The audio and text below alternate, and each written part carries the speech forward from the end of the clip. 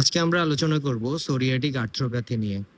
Inflammatory arthritis যেটার পাশাপাশি psoriasis থাকবে, সেটাকে আমরা ক্লাসিফাই করব as one of the seronegative spondyloarthropathies. It correlates poorly with cutaneous psoriasis and often precedes the development of skin lesion.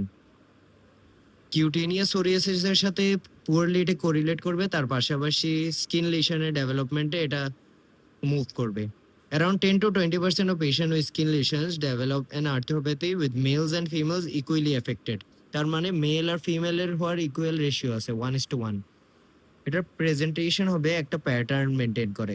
Symmetrical পলিআর্থ্রাইটিসটা very similar to rheumatoid arthritis, যেটা কিনা 30 to 40% কেসেসে হয়. অ্যাসিমেট্রিক্যাল অলিগোআর্থ্রাইটিসটা টিপিক্যালি হ্যান্ড আর ফিটে হয়. তার পাশাপাশি স্যাক্রোআইলাইটিস হয়, আর ডিএপি জয়েন্ট ডিজিজে 10% হয়ে থাকে. আর্থ্রাইটিস মিউটিলেন্স যেটা কিনা সিভিয়ার ডিফর্মিটি অফ ফিঙ্গার্স আর হ্যান্ড হয়, বা টেলিস্কোপিক ফিঙ্গার্সের ক্ষেত্রে হয়. এছাড়া আরো কিছু সাইন্স আছে, যেমন সোরিয়াটিক স্কিন লিশনস থাকবে, পেরিআর্টিকুলার ডিজিজ যেমন tenosynovitis and soft tissue inflammation থাকবে, যার কারণে এনথেসাইটিস হবে. এনথেসাইটিস হচ্ছে inflammation at the site of tendon and ligament insertion, যেটাকে কিনা অ্যাকিলিস টেন্ডোনাইটিস বা প্লান্টার ফ্যাশাইটিস বলি.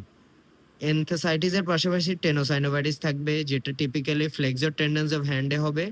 ড্যাকটাইলাইটিস হবে, ডিফিউজ সোয়েলিং অফ ফিঙ্গার আর টো.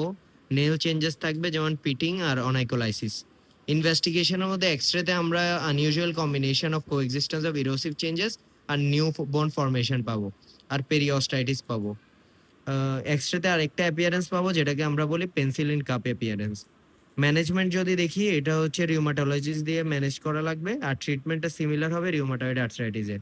কিন্তু আসল ডিফারেন্সটা হবে, যদি মাইল্ড পেরিফেরাল আর্টারিটিস বা মাইল্ড অ্যাক্সিয়াল ডিজিজ হয়, ওটাকে ট্রিটমেন্ট করতে হবে জাস্ট একটা অ্যানাসেট দিয়ে, rather than all patient with DMRD. আর যদি মোর মডারেট বা সিভিয়ার ডিজিজ হয়, তখন মেথোট্রেক্সাইড ইজিলি রিউমাটয়েড আর্থ্রাইটিসে টিপিক্যালি ইউজ করি. আর monoclonal antibodies such as ustekinumab, যেটা টার্গেট করে IL-1-2 আর IL-2-3 কে, আর সেকুকিনুমাব যেটা IL-1-7 কে টার্গেট করে. রিউমাটয়েড আর্থ্রাইটিস থেকে এটার বেটার প্রগনোসিস আছে. তার পাশাপাশি অ্যাপ্রেমিলাস নামের একটা মেডিসিন ইউজ করে থাকে, যেটা ফসফোডাইএস্টারেজ টাইপ 4 ইনহিবিটর হিসেবে কাজ করে, যেটা প্রো ইনফ্লেমেটরি মিডিয়েটার সিনথেসিস কে সাপ্রেস করে আর প্রমোশন করে অ্যান্টি ইনফ্লেমেটরি মিডিয়েটার্সকে.